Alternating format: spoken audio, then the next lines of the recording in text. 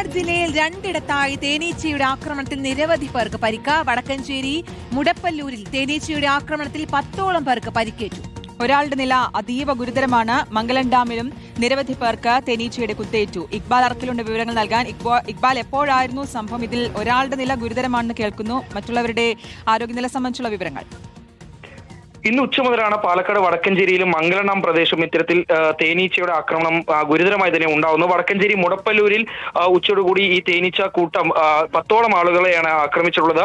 മുടപ്പല്ലൂർ കുറുപ്പത്തറ കളരിക്കൽ സ്വദേശിയായിട്ടുള്ള സതീഷ്, ഭാര്യ സുകന്യ, രവി എന്നിവർക്കും മറ്റ് 7 പേർക്കുമാണ് തേനീച്ചയുടെ ആക്രമണത്തിൽ ഗുരുതരമായി തന്നെ പരിക്കേറ്റത്. ഇവരെ ഇരട്ടക്കുളത്തെ സ്വകാര്യ ആശുപത്രിയിൽ പ്രവേശിപ്പിക്കുകയും ചെയ്തു. സതീഷിന്റെ പരിക്ക് അതീവ ഗുരുതരമായതിനാൽ തീവ്രപരിചരണ വിഭാഗത്തിൽ ഇപ്പോൾ ചികിത്സയിൽ പ്രവേശിപ്പിച്ചിരിക്കുകയാണ്.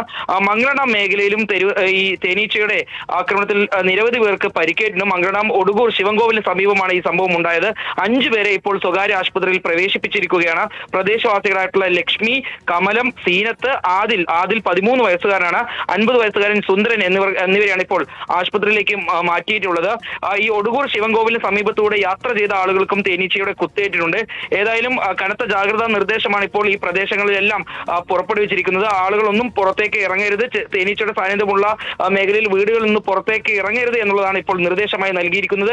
ചെറിയ കുട്ടികളെ വീടിൽ നിന്ന് ഒരിക്കലും പുറത്തിറങ്ങാതെ നോക്കണമെന്ന രീതിയിലുള്ള നിർദ്ദേശങ്ങളും നൽകിയിട്ടുണ്ട്. ഏതായാലും ഇപ്പോൾ തേനീച്ച കൂട് ശ്രദ്ധയിൽപ്പെട്ട ഇടങ്ങളിലെല്ലാം ഇപ്പോൾ ഈ കൂടുകൾ തീ വെച്ച് നശിപ്പിക്കാനുള്ള ശ്രമങ്ങളും വനവകുപ്പിന്റെ ഭാഗത്തുനിന്ന് ആരംഭിച്ചിട്ടുണ്ട്.